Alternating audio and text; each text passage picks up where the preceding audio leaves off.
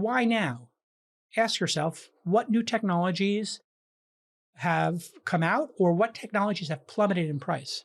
So if you were to look at things in your smartphone like accelerometers and cameras and processors, they're all getting so cheap that you can do something really brilliant, create a camera that has AI, storage, and a processor in it that's able to do facial recognition in the camera itself. And then that could open the door without ever going up to the server and without having an internet connection. It could just, you program your face into it, you walk up to your front door, you can open it. So Ring doorbells could have enough technology in them today to send a video back to you on your mobile phone. If it wasn't for a decade and billions of smartphones being made, a company like Ring could not exist.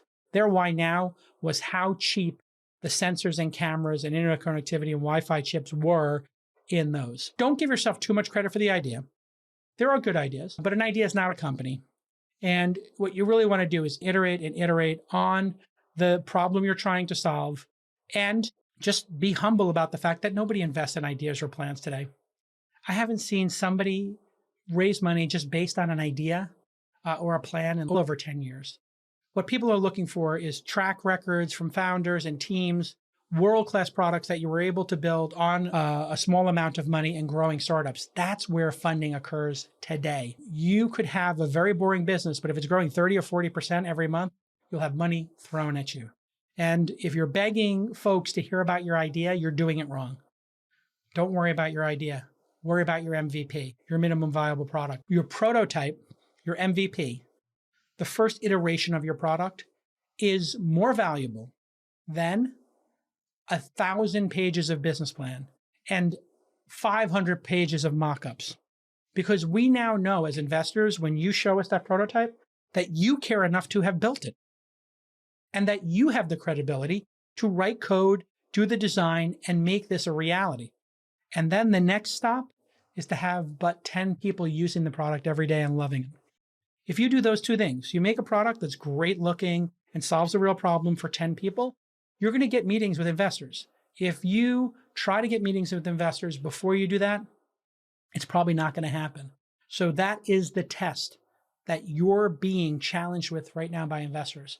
Are you naive and clueless and believe that people should take the meeting with you because of your idea or your business plan? That means you're out of sync with reality and that you don't understand that there's thousands of people who just build things in the world on Indie Hackers or Pioneer Labs or in weekend hackathons.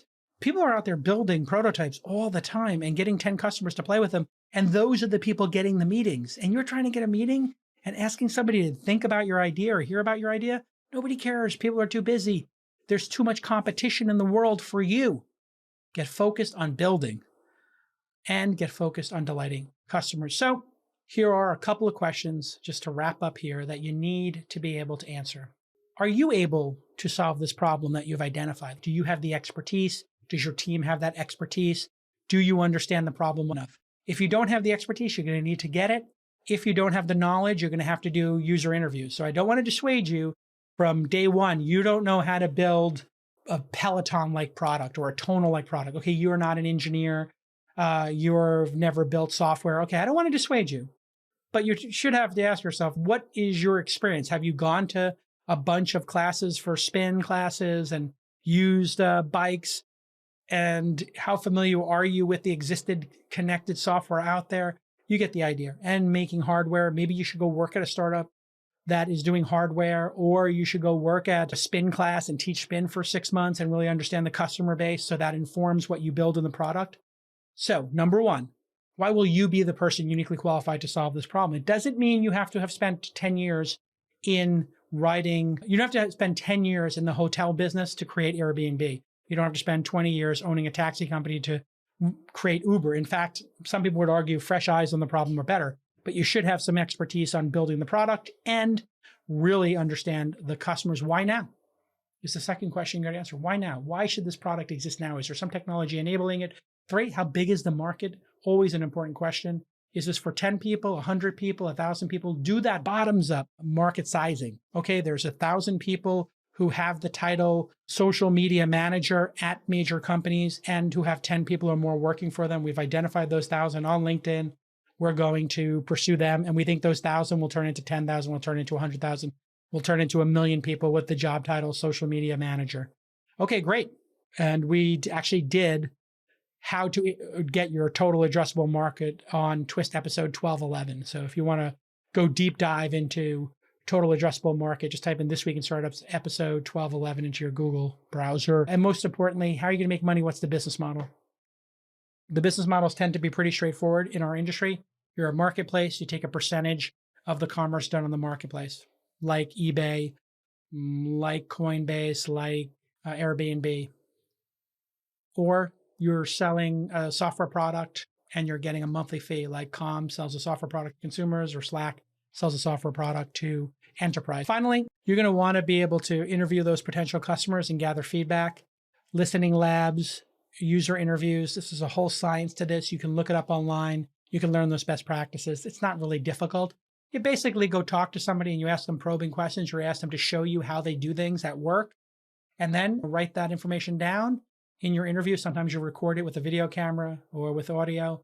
And then if you've done 10 of them, you might find that 6 people, 7 people all have the same problem, billing. So you talk to people who are running Airbnbs or running bed and breakfast, and they say all of them have the problem of finding customers, acquiring new customers. Maybe they have billing problems. Maybe they have insurance problems. Who knows what building their website might be a problem. So you solve all those problems with an Airbnb website. And be objective with yourself. You want to understand why this might work, why it wouldn't, and you want to be just candid with what you're capable of doing and what talent you're going to need to bring to the table. So get building that MVP. Remember, startups are not for everybody. 90% of them fail, but there is no success like failure. If you fail, you learn. Keep failing, keep learning, keep trying. If 60, 70, 80% of startups fail, you just do 3 or 4 of them, you're going to get a win. That's my basic math in all of this. You're going to get a win eventually, and you're going to have a heck of a fun time doing it if you're the right type of person who likes to work hard and create in the world. And what are your choices? Like, are you going to go work for some big giant company and work for Google now, optimizing, or Facebook ads? Maybe if you need to make a little money, buy your house, pay for your kid's school. But after that, be a little delusional and start a company. Right now, LinkedIn is going to give you $100 credit towards your first ad campaign. I'm telling you the call to action up front. It's so good. LinkedIn.com/This Week in Startups to get that $100 credit towards your first ad campaign. If you want to get a group of people who are receptive and who are doing business, they're doing business on LinkedIn, right? When you market on LinkedIn, your message reaches people who are ready to engage with your business. This means your ad campaign will work as hard as it can as soon as you launch it. Need more evidence to use LinkedIn marketing? Over 78% B2B marketers rate LinkedIn as the most effective social media platform for reaching objectives. Because there are over 62 million decision makers on LinkedIn. You know that, and they mean business. LinkedIn equals business equals LinkedIn. It's that simple, folks. And here's how LinkedIn marketing stands out. They have the tools for brand building or lead generation. You can pick. You can target professionals down to their job title, company name, and location.